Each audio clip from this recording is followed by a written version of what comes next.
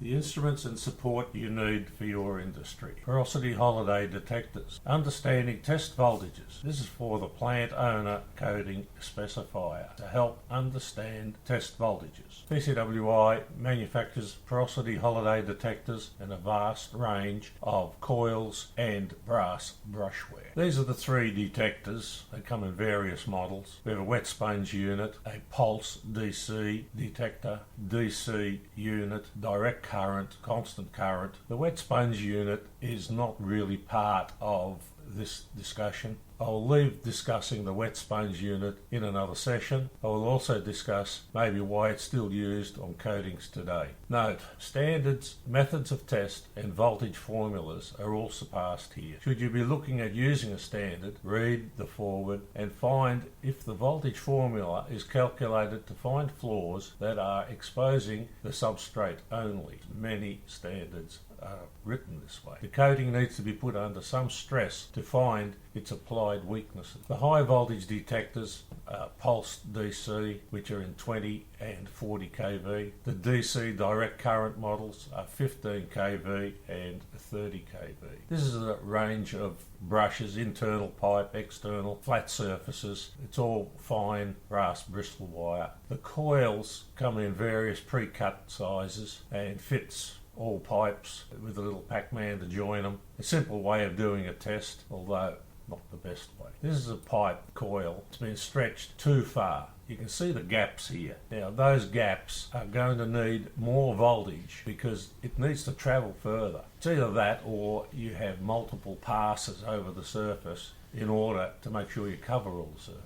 This is a general layout of what the pulses on a pulse DC looks like compared to a DC. DC is just a straight line of voltage. The pulse DC is these high peaks, about 28 per second. Peaks are not there long, microseconds. You don't want to be moving that coil too fast, otherwise you could possibly skip over areas. We have this concept drawing pinhole before and after testing. The pinhole after testing is charred and carbonised as the spark has obviously passed through it and burnt the coating. The floor, now carbonised, is more easily found on subsequent passes. Also, the air in the area has been ionised. That also makes for easier finding of the next series of holes. Depends how fast you move and the circumstances, but that's some of the reasons why it's easier to find it the second time rather than just the first time around. Coating dielectric strength test. Pass the brush over the surface multiple times while increasing the voltage until it burns through. Depending on the coating type and the thickness, you may find that you do not have enough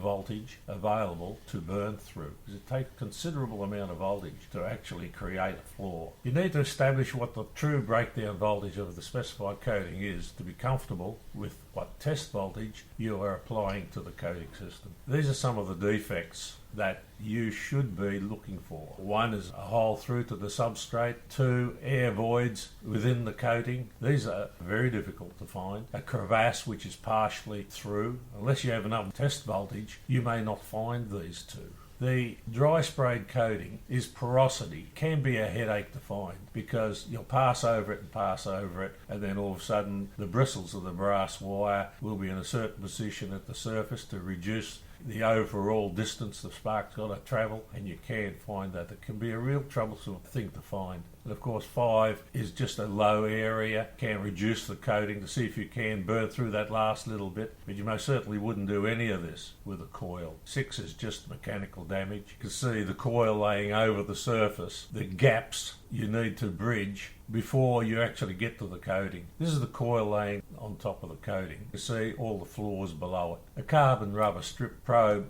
does fall into the gaps, very little. It rides up over any bumps like as the coil does. It's not something I would recommend to use. The brass bristle wire brush is the best test method. The spark that leaves the brass is much longer than the spark that leaves the coil at the same voltage. When you put some pressure on the brass bristle brush, it does fall partially into some of these voids, so that increases your chances of finding these areas. The brass bristle is much longer and has far greater reaching capabilities than what anything else has. You can see by the longer strand hanging 10 millimeters down. Should this have been a void or a low area, it would have dropped into that. Using brass probe. With the voltage set low, you may not find all these low areas. You may find the bare areas. Using a carbon rubber probe, you may not find any of the flaws, as the probe would ride up over the high spots. Using a percentage of the predetermined dielectric strength and using a brass strip brush, you would find all these areas. So these are quite common to find flaws in corroded metal like this, and these are always difficult areas to spray, and the more